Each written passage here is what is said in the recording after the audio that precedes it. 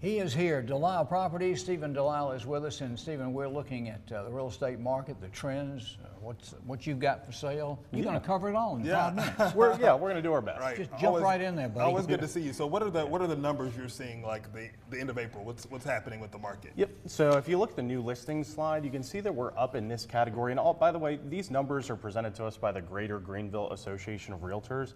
So the new listings slide will show us that we are up 1.8% in new listings on the market this year as opposed to last year. That's good. It's pretty nominal.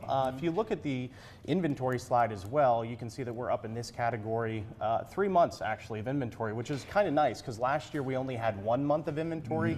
And for perspective, if nothing else went for sale as of today, within 3 months there's nothing else for sale, just for perspective. So if you also look at the average price slide, last month alone, our average price in Greenville was $347,000, and as of today, we're over $350,000. Yeah. So we're still increasing here in Greenville. Yeah. But now we're going into summer. What are you expecting to see maybe differently? Yeah. As So we get into summer. yeah. So it's helpful to know a couple things here to keep in mind. That in June and July, that holds the most sales volume statistically in the real estate world, if you will, because keep in mind too that school is out, so people are a little bit more free to move about. They're not tied to that school schedule.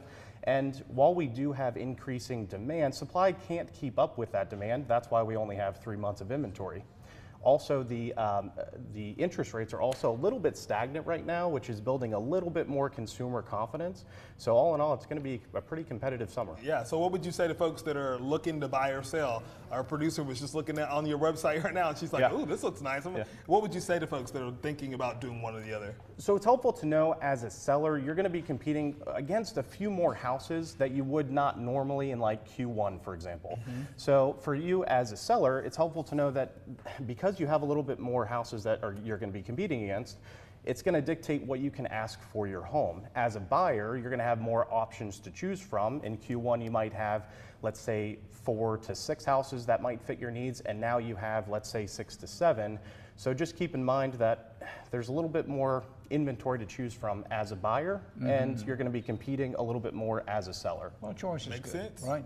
Ultimately. Yeah. Tell us about your new listings. What have you got up front? We've got a few new listings coming to the market soon. We actually listed 2 this past weekend as well, and they're already under contract. It's crazy that things are going pretty quick like that. The market is hot, hot, hot. And the best way for them to look at all those listings, get in touch with you and your team, is your website? Yeah, Delisle Properties on all of those platforms as well. So if you want a deeper dive into what that looks like for you, we're happy to have that conversation, sit down and listen to what your goals are first and how we can accomplish those goals for you. But your inventory is good. Yes, sir.